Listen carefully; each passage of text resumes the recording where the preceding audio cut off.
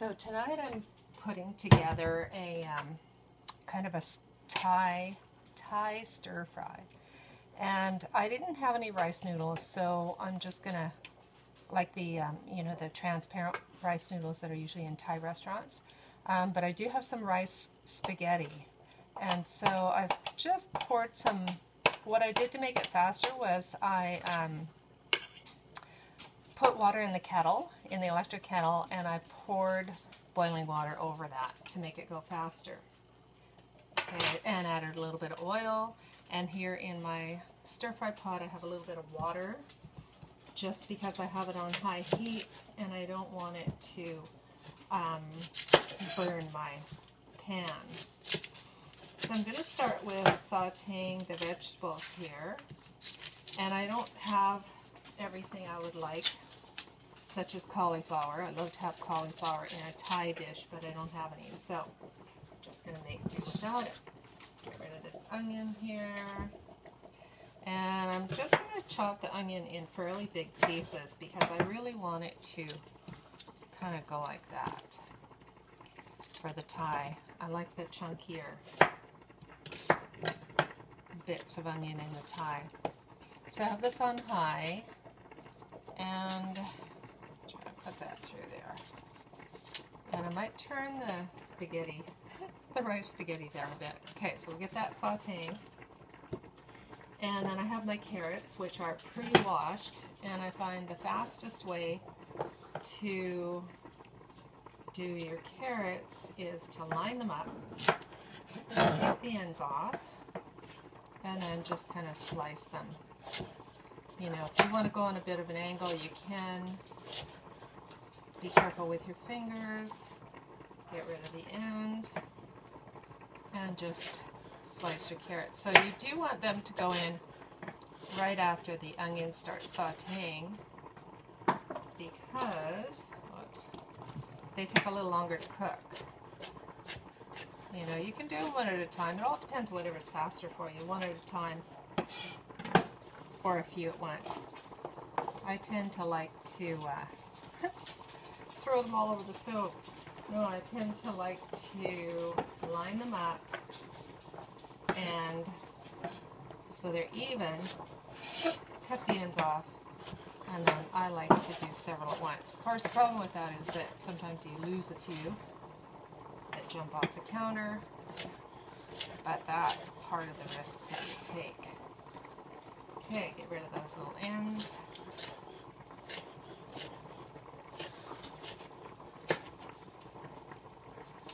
Okay, so that goes in there. Whoops. Okay. Grab your little stir-fry spoon and get these things really cooking. Okay, that one looks a little bit big, so, oh, it wasn't cut right through. So you do want them to cook quickly. So I'm going to add some broccoli chunks. See how much I need here. But I'm not going to put the broccoli in until like really close to the end, because I don't want it to cook right through. I want it to be fairly raw, because it is definitely better for you if it's fairly raw. So I'm just going to set these in a little bowl here to add at the end. Take this little piece here. He was dangling off the end and wanting to go in as well. Okay. So the peppers, you know, I'm not real fussy on getting rid of the ribs or anything. So, and again, I kind of want it chunky, and I'm going to also add these at the end because I don't want them overcooked either. Okay, so I'm just going to set them in a bowl while this is sauteing, and just try and make sure that the carrots are touching the hot parts of the side of the pan so that they cook. Okay, so kind of bite-sized pieces. Whoops, that one's a little big. Okay, I'm going to save that. And I have another, there it is, the other pepper.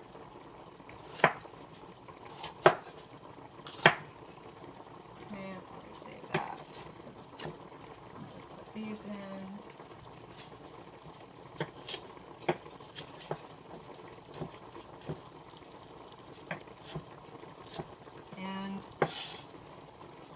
again, just cutting into chunks, bite-sized pieces. Okay, so that spaghetti is sounding like it's really getting done. So you know what? I'm just going to scrape it off the bottom where it's stuck and turn it off. Because really the rice spaghetti or the rice noodles, they really don't take very long to cook. They're a little stuck. But that's okay. I'm just going to leave those there. Actually, I think I will take them off the heat. And then we check on these guys here, and you can see they are just steaming along nicely. The little onions separated. There we go. Ginger is always a major ingredient, and I probably should have put this ginger in right away with the carrots and onions right away so that it gets more flavor. So to compensate for that, I'm just going to add more ginger. Go. Okay, so I'm also going to add a little bit of maple syrup and some black ground pepper, always good. A little bit of cayenne pepper is always good to make it spicy. Oh, and my other ingredient that I really wanted to put in here, which probably should have been done sooner too, but that's okay, is the lemongrass. Rinse that off. And so the lemongrass is also one of the main ingredients in Thai cooking. At least I think so. I could be wrong. Okay, so we've got our lemongrass. So this is going to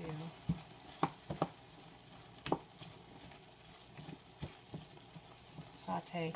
And that lemongrass, sometimes you really have to watch out for it. Like I often will leave it in larger chunks, but because I am in a hurry, I've cut it into smaller chunks. So you're going to be careful that, because it's quite, you know, it's not really something you'd swallow. So you want to make sure that you pick that out before you serve it. But see how nice those carrots are getting already, just because you've got such a small amount of water. I'm going to add some coconut oil. A nice little oily glaze. About a heaping tablespoon. And while that is coming along nicely, those carrots are getting really translucent and tender. I'm going to open up my can of coconut milk.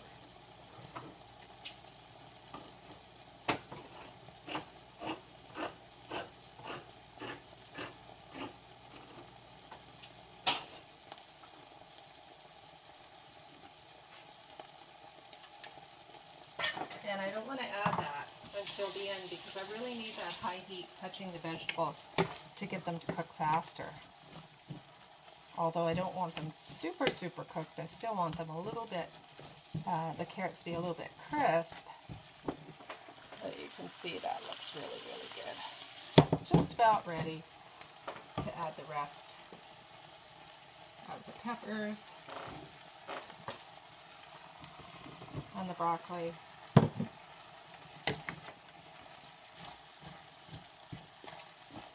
Okay, so about now I am going to add the coconut milk and just add that whole can right in there and let this come back to a boil. See how it stops everything from cooking. While that is coming back to a boil, there's just one more thing that you need, is just a little bit of cornstarch. While that's coming back to a boil, grab your little bit of cornstarch, a teaspoon. This is just to thicken it a bit. So about it. Well, I don't even need that because it thickens pretty good. About a level teaspoon of organic cornstarch and a quarter, probably not even a quarter cup of water. And then as this comes to a boil, you want to add the cornstarch to it to thicken up that coconut milk so it has a nice glaze. Okay, so you're just going to pour that in. Make sure you stir it when you add the cornstarch because it will get lumpy if you don't keep stirring. So at this point, I have it on high heat, and it's going to take probably about another 5 minutes just to thicken up. And so I won't bore you with waiting for that, but what you would do is get your vegetables in there so that they get a little bit tender. Put it on high heat, start setting the table, but come back every couple minutes just to stir, make sure that cornstarch doesn't get stuck on the bottom. And that's it. So I'm just going to actually let me have a closer look at this, since I don't think I can raise it. And look at that. Okay, so you can hear it bubbling. That's just going to come to a nice bubble. Give it a stir about every minute while you're setting the table, and then serve. That's it.